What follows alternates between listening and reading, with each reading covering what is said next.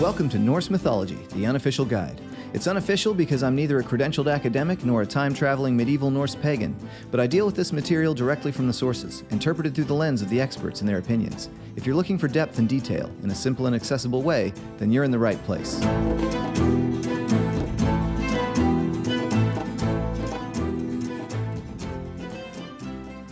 Sittu nu, Sigurður, en ek mun sovaganga, og halt fovnis hjarta vid funa.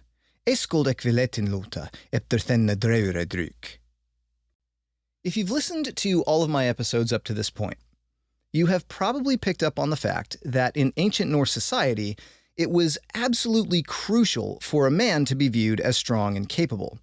Sometimes it seems like if a man were to make even the slightest misstep in masculinity, for example, say he runs away from a polar bear instead of killing it with his bare hands, or something, just incredibly cowardly like that, and if word of that got around, he'd end up losing all respect in the community and maybe even getting branded with some extremely potent slurs that he could only get rid of by killing his bullies. This is what happens to a guy named Hrolf in Hrolf's Saga. But Hrolf was fortunate because he actually was a strong and capable guy who was mostly just getting slandered. So he was able to reclaim his good name by the end of the story. On the other hand, some people are just doomed to inferiority. When we talked about Volsunga Saga, you may recall the episode where Sigmundur was hiding out in the woods plotting his revenge against his sister's husband, King Siggeir, for murdering his whole family. During that time, his sister Signy would try to send him her sons as hopeful accomplices, and Sigmundur would give each of them a test of courage. He'd put a snake in a bag of flour and tell them to bake bread while he was outside doing other things. And in each case, the sons of Signy and treacherous King Siggeir would be too afraid to use the flour. Signy would then instruct Sigmundur to just kill them because they were too weak and pathetic to be useful in the revenge plot. The problem in this case was essentially their father's DNA. A treacherous man passes on his undesirable traits to his sons, and as a result, they don't have the fortitude to handle situations that require a quote-unquote real man. So for this reason, Signy comes up with a solution to magically swap her appearance with another woman and then seduce her own brother into getting her pregnant. This way, the next son comes out fortified with the exceptional courage of the Volsung family line. The story is pretty wild. But I also can't help but feel a little sad for those weak, pathetic kids, right? Did they really have to be doomed by their parentage? Was there really no way to just train them better? Or shouldn't there have been maybe some magical way to just acquire a courageous nature? Well, as it turns out, yes. Yes, there does seem to be a magical way to just acquire a courageous nature. Although it's the kind of thing that doesn't get consistently applied across every story where it might have been useful. It's sort of like how if you introduce time travel into a story and make it relatively available, then suddenly you end up with a whole bunch of plot holes about how time travel could probably have easily solved all of the story's problems and then just wasn't used that way. So once you introduce a magical process that makes any weak person strong, now you start asking why there are any weak people in society at all, since it seems like everybody would just be re-upping their magical strength all the time. But that's just how it goes. We must accept the plot holes in the non-existent canon. So let's start with Ynglinga Saga. Now, if you'll recall, Ynglinga Saga is one of those post-conversion euhemeristic works, meaning that it reimagines mythology and legend as if it was real history. Odin's not a god, he's a historical king from Asia Minor, that kind of stuff. In fact, Ynglinga Saga was written by the same Icelandic fella who we think probably wrote the prose Edda, Snorri Sturluson. So it's not surprising that the two books share some of these euhemeristic ideas in common. Anyway, Ynglinga Saga 34 contains an episode about two young boys, each the son of a different king, at some point way back during the pagan era, playing some kind of boys' game together where each one was in charge of a separate team. As the game progresses, it turns out that one of the boys, whose name is Ingjaldur, is less strong than the other one. Ingjaldur gets extremely upset about this and starts crying, so his foster brother takes him off the field and brings him to his foster father, a guy named Svipdagur the Blind. And he explains that Ingjaldur is upset because he wasn't as good at the game as the other kid. Svipdagur responds by saying that this is a great shame, So the next day, quote, Svipdagur had the heart cut out of a wolf and grilled on a stick, and then gave it to the king's son Ingjaldur to eat. And from then on he became the fiercest and worst-tempered of all men, end quote. This is a pretty fascinating little anecdote. Eating a wolf's heart apparently gives Ingjaldur some kind of wolfish personality with fierceness and a bad temper, which, interestingly, are both presented sort of like positive things here. But like I said, Ynglinga Saga is one of those euhemeristic works. We can't just take everything it says at face value. We need to be skeptical of anything it says about pagan rituals unless similar ideas can be found in other places. So let's go searching some more places. This time, we'll take a look at Gesta Danorum, which comes out of Denmark and is written by a guy named Saxo Grammaticus. Gesta Danorum provides a retelling of a story found in Hrolf's Saga Kroka, which we'll get to, about a guy named Bjarki, who has decided to help a certain pathetic little coward named Hjalti overcome his cowardice. The two of them go out into the woods, and before long, they come across a gigantic bear.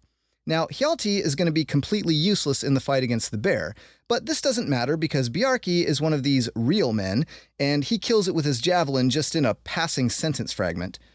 Then he, quote, told Hjalti his comrade to apply his mouth and suck out the beast's blood so that he might achieve greater strength. It was believed that this type of drink afforded an increased bodily vigor, end quote. So this time, rather than eating the bear's heart, Hjalti gains some increased bodily vigor from drinking its blood. It's not exactly the same thing, of course, but we'll come back to hearts in a minute. For now, let's take a look at Hrolf's Saga Kroka to get another angle on the same story and to figure out how Bjarki got so tough in the first place. In this version of the story, our hero's name is Böðvar Bjarki, and he has a brother named Elgfroði, or just Froði for short. And one very unique physical feature Froði has is that he has literal moose legs. Why he has moose legs is part of a longer, weird story that we don't have time to really dive into at the moment. But there comes a point in the story where these two brothers, Froði and Böðvar Bjarki, are kind of pushing each other around and roughhousing, and Froði chides Böðvar for not being as strong as he should be. This is no matter, though, because Froði has a solution. Quote, Froði drew blood from his own calf, telling Böðvar to drink of it, and Böðvar did so. Then Froði shoved his brother for a second time, but Böðvar stood firm in his tracks. You are now exceedingly strong, kinsman, said Froði. I believe the drink has been of use to you. From now on, you will be ahead of most men in strength and prowess, as well as in courage and nobility. End quote. This little episode gives us a clue about where Böðvar got his own exceptional strength, prowess, courage, and nobility, and why he was aware that such things could be gained through drinking blood in the first place. One thing that's interesting to note here is that Froði draws the blood from his leg, which, remember, is a moose leg, not a human leg. This detail is probably not accidental, so let's keep that in mind. A little later on, we get a far less euhemeristic telling of the same event Saxo talks about, and this time it's pretty hard not to see the parallels to Beowulf, if you're familiar with that story. In this version, Böðvar learns that there is a monster, think Grendel from Beowulf, who regularly attacks King Hrolfr's kingdom every year at Yule. He also meets an old woman that tells him her son Hotr hangs out in Hrolfr's court, getting constantly bullied by Hrolfr's retainers. Since he's weak and doesn't stand up for himself, they force him to stay in this big pile of bones, and whenever they finish eating, they throw more leftover bones at him, which hit him in the head pretty hard sometimes and can injure him. And Hotr's mom asks Böðvar to, when he gets to the court, please, perhaps in return for some of the hospitality she's shown to him, is there any way he could maybe just only throw the little bones at her son instead of the big ones that hurt him really bad? Well, Böðvar doesn't like the idea of throwing bones at or doing any kind of harm to, as he says, children or men of small account. So when he reaches Hrolfr's court, he sees the big pile of bones, and there's a dirty little hand sticking out. And he goes over and says basically, what the heck are you doing in there? And Hotr answers that he's trying to make a sort of shield wall out of the bones, but Böðvar's like, this is pathetic, and he grabs Hotr by the hand and yanks him out of the bone pile and literally carries him over to a lake and washes him off. Then he brings him back to the hall and sits with him on a bench. When the other men come in, they start throwing bones again, but Böðvar catches one and throws it back so hard that it kills the guy who first threw it. The king's retainers tattle on Böðvar over this, but the king is like, Well, I mean, to be honest, throwing bones at people for no reason is actually a pretty bad and dishonorable habit, which I keep bringing up and you keep ignoring, so now look at you. So the king offers Bodvar a special spot at the table, since there just so happens to be a vacancy now, but Bodvar demands that Hotr should sit with him, seemingly trying to just give this guy some opportunities to maybe grow into a more manly demeanor or something. But by the time Yule rolls around, everyone starts getting nervous, and Bodvar learns more about this monster, that it has wings and usually flies, that no weapon has been able to cut it, and no one who's gone out to fight it has ever returned. Hotr calls it a troll, but Bodvar's response is exactly what you'd expect it to be. Quote, "This hall is not so well manned as I had thought, if one animal alone could destroy the king's lands and his livestock." End quote. So on Yule Eve, the king commands everyone to be perfectly quiet, notice again the Beowulf similarities, and for nobody to put themselves in danger with this beast. But Bodvar instead sneaks out in the middle of the night, forcing Hotr to go with him by literally carrying him again. When they encounter the monster, there's a weird little moment where Bodvar has trouble getting his sword out of the scabbard, but then he manages to pull it out and it squeaks and stuff, and he stabs the beast in the heart, which kills it right away. And now we get to the fun part. Quote, "After this encounter, Bodvar went to the place where Hot was laying. He picked up Hot and carried him to where the beast lay dead. Hot was trembling violently. Bodvar said, 'Now you will drink the beast's blood.' For a while, Hot was unwilling, although certainly he dared do nothing else. Bodvar made him drink 2 large mouthfuls, as well as eat some of the beast's heart. After that, Bodvar seized Hot, and they fought each other for a long time. Bodvar said, 'You have now become remarkably strong, and I expect that from this day forward you will have no fear of King Hrolf's retainers.'" End quote. This version of the story is fascinating to me because it unifies both of the ideas found in Ynglinga Saga and Gesta Danorum. For whatever reason, Hotr must drink the beast's blood and eat its heart. By doing this, he once again gains strength and courage. At this point, the problem we run into is that Hrolf's Saga is a 14th century retelling of a much older story, meaning the specific version of it that we have is actually younger than both Ynglinga Saga and Gesta Danorum. So we still don't have anything in the way of confirmable pagan-era corroboration for this idea. Without that, we could easily assume that this gory practice is just some kind of medieval Christian meme about the gross old bloodthirsty pagans. This brings us back, as most things seem to do, to the story of Sigurður, and more specifically to the part of the story where he slays the dragon Fafnir. Sigurdur's story is recounted pretty much in full in Volsunga Saga, but pieces of it appear in several Eddic poems as well. In fact, if you squint a little bit, the whole Poetic Edda almost reads like some sort of a proto-Volsunga Saga with a few myths about the gods tossed in at the beginning.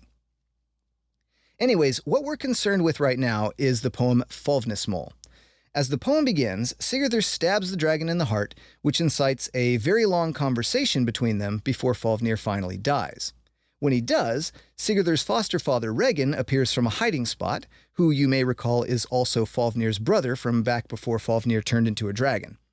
Regin starts telling Sigurður what to do with the carcass, and picking up just after stanza 26, we are told the following, quote, "Then Regin went to Fafnir and cut the heart from him with a sword that was called Rithil, and then he drank blood from the wound afterwards." And then we get stanza 27, Regin speaking, which is the stanza I quoted at the beginning of this episode. Quote, "Sit now, Sigurður, and I shall go to sleep, and you hold Fafnir's heart by the fire. I want to eat the heart after a drink of this blood." End quote. Skipping ahead a little bit, there's a prose interjection just after stanza 31 that says, quote, "Sigurður took Fafnir's heart and roasted it on a spit. When he thought that it was fully roasted and the blood was foaming from the heart, then he touched it with his finger and tested whether it was fully roasted. He burnt himself and quickly put the finger in his mouth. And when Fafnir's heart blood came onto his tongue, he also understood bird language. He heard that nuthatches were twittering in the bushes. The nuthatch said," stanza 32 begins here, "There sits Sigurður, splattered with blood, cooking Fafnir's heart by the fire. The spoiler of rings would seem to me wise if he ate the shining life slice." End quote. The key to our analysis here is stanza 27. Haukur Þorgeirsson's approach to dating Eddic poetry back in 2016 revealed that Fáfnismál is a, quote, early poem, which exhibits linguistic markers from the pagan period. In 2022, Christopher Sapp's multifactorial analysis supported this, assigning the highest likelihood of Fáfnismál's composition to the 10th century. Thus, probably at the absolute latest, the poem would have been composed in the early 11th century. In other words, the idea of gaining power through the consumption of a heart and or blood is almost certainly not a product of creative Christians in later times, but is instead a memory of pagan, mythic, or potentially ritual tradition. Fáfnismál gives us a repeat of what we find in Hrolf's saga. Regin makes it a point to drink Fáfnir's blood, but also intends to eat his heart. He doesn't explain what he expects to gain by doing this, but we do see the heart blood granting Sigurður some special powers, and even the birds attest that to eat the heart would be a wise thing to do. More literally, the word for wise here is spakr, which is more like prophetically wise. Fáfnismál also doesn't stop at the drinking of animal blood. Picking back up with the prose after stanza 39, Sigurður has just heard the birds say that Regin plans to betray him, and that he would be wise to get the drop on his foster father while he naps. At this point, quote, Sigurður cut off Regin's head, and then he ate Fáfnir's heart and drank the blood of them both, Regin and Fáfnir, end quote. Later on, Sigurður gives a bit of Fáfnir's heart to his wife Gudrun, who responds a little differently depending on the source, but she either gains the ability to understand birds just like her husband, or she just becomes a bit grimmer and wiser. Either way, she gets enhanced by doing it, even if she becomes somewhat grim. That grimness seems to sort of mirror what happened to Ingjaldur, who ate the wolf heart back in Ynglinga Saga. After eating it, he became fierce, and his temperament soured. But let's get back to this idea of Sigurður drinking Regin's blood. Up to this point, the heart-eating and blood drinking has been fully focused on animals and monsters. Even Frothi's blood came from the moose part of his body. This is the first time the idea gets applied to someone who seems pretty human-like. However, I think it's important to realize that something otherworldly seems to be going on with this Regin character. Völuspá stanza 12 includes his name amongst a list of dwarves. Fáfnismál 38 directly calls him a Jotun. The prose introduction to the poem Reginsmál describes him as, quote, more skillful than any man and a dwarf in stature. He was wise, grim, and skilled in magic, end quote. My best guess here is that Sigurður intended to absorb whatever supernaturality Regin possessed. It seems like it's either that, or Sigurður must have believed drinking the blood of any bested foe was a good idea. But either way, since we now have an attestation of human-like blood drinking, you may not be surprised that there's also an instance of human-like heart-eating that we can examine as well. This one is from the poem Hundluljóð, stanza 41, quote, Loki ate of a heart burnt on lindenwood. He found the half-charred spirit stone of a woman. Lofter became pregnant by the evil woman. From that, every ogress on earth has come. End quote. Remember that Loki and Lofter are two different names for the same guy. I've brought this stanza up before, and unfortunately this is the entire story we have regarding whatever weird incident this is. We don't know who this evil woman is. The one named character we know the gods burned is a woman named Gullveig mentioned in Völuspá, but the problem there is that Gullveig keeps getting burned and keeps somehow living afterwards, so who knows what's going on here. The bigger point is that in the same way that Ingjaldur gains fierceness from eating a wolf's heart, and Hjalti gains strength from a bear, Loki appears to gain some kind of feminine power by eating a woman's heart and becomes pregnant. Evil natures are then passed on to children, and the result is the race of ogresses, the Old Norse word is flagð, that plague the world. On this idea that ritually consuming animal parts can imbue the consumer with heightened abilities, there's one other instance in Volsunga Saga worth looking at. At this point in the story, Gunnar and Hogni are planning Sigurður's murder, and they have enlisted their younger brother Guttormr, who had been too young to swear oaths of loyalty with Sigurður when such oaths were being sworn, to do the deed. It is their method of preparing him, with a little help from their potion-brewing mother Grimhildr, that is relevant here. This time in my own translation, because the poetic language is important. Quote, They took a single serpent and some wolf's flesh, and cooked them and gave them to him to eat, as the skald says. Some took woodfish, some sliced a wolf corpse, some gave to Guttormr Gary's flesh, alongside beer and many other ingredients in magic concoctions. And due to this food, and Grimhilder's advice and everything else, he was so fierce and eager that he promised to do that work." End quote. In this case, the saga author is relying upon a skaldic verse for his information, which doesn't make things super clear about which actual parts of the animal are being eaten. Certain words in the verse are chosen specifically for alliteration, and we end up with a few kennings we have to decipher. Woodfish is a serpent, conceptualized as a fish of the forest. Gary's flesh is wolf flesh. You may remember that Gary is the name of one of Odin's wolves. So Guttormr is fed a meal involving a serpent, some beer, and some part of a wolf.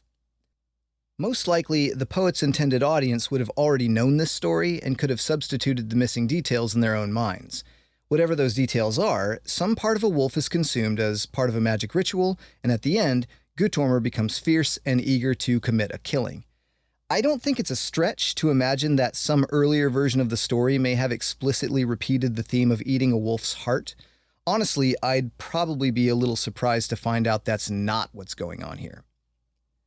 One last connection between eating hearts and supernatural effects comes from Eiríks' Saga Rauða. The story here involves a famine going on in Greenland, which causes a community to enlist the help of a local seeress to try and divine when the famine will end. The way proper hospitality is shown to the seeress is described in the story almost like a ritualistic process in itself, and it leads the seeress to agree to perform some magic the following day. One important component in this process is a meal, which is described as follows, again in my own translation, quote, "A table was set in the evening, and it must be said what the seeress was served to eat. She was given porridge of young goat's milk, and served hearts from all of the kinds of animals that were there." End quote. Keep in mind that this is in the face of a famine. Food is not plentiful, yet for some reason, many animal hearts are harvested to be fed to the seeress. Exactly why is not stated explicitly, but the obvious guess is that maybe eating these animals' hearts connects the seeress more deeply with the land and its animal inhabitants in some way as preparation for her own divinatory practices.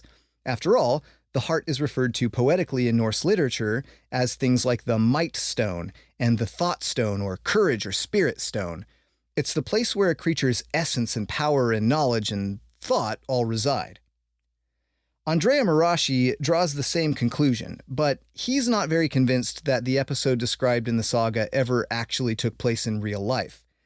And it's true that sagas sometimes blend a little fiction with nonfiction, but the more important point is that, true or not, the story contains yet another attestation of the idea that eating hearts can somehow be related to powering up the consumer, and potentially because it allows them to take on the essence of the animal being consumed.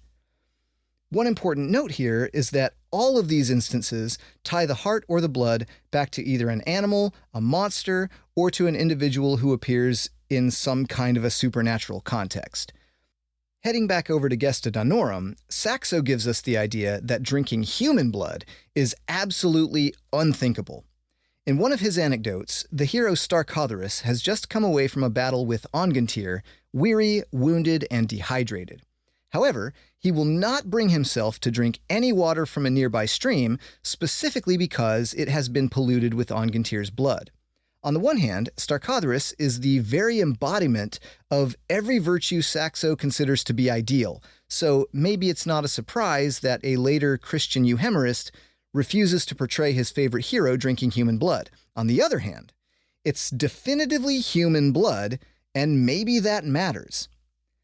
At first glance, this seems a far cry from Sigurðr's choice to drink Regin's blood right from the source.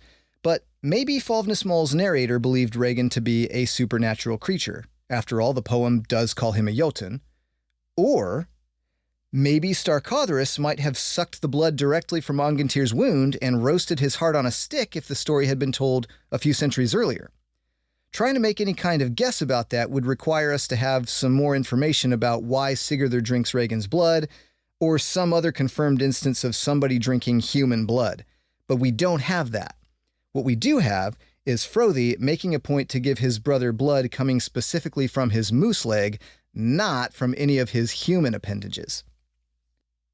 It's also worth noting that we do have an instance or two of human heart-eating, and these are not associated with enhancing one's power.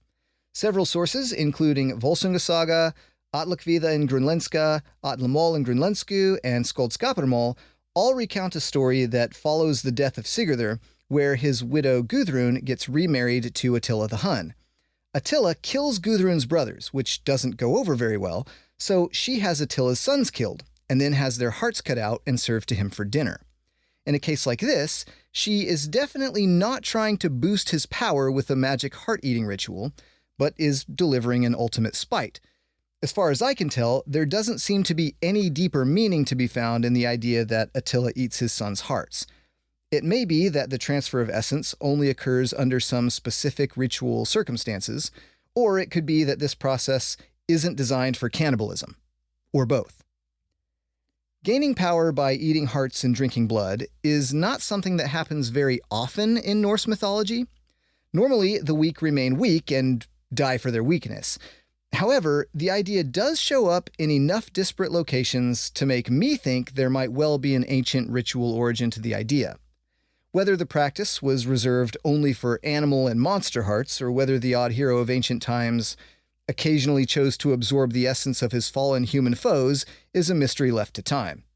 Probably not, though. It's probably just animals and magical beings. And with that, the next time you find yourself buried up to the neck in a pile of chicken bones being thrown at you by a bunch of bullies, you'll know what to do.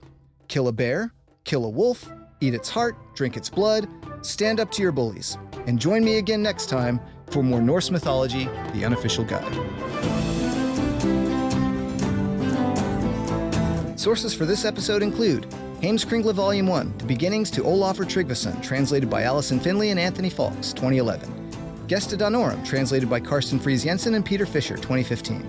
The Saga of King Hrolf Kraki, translated by Jesse Byock, 1998. The Dating of Eddic Poetry, Evidence from Alliteration by Haukur Þorgeirsson, 2016.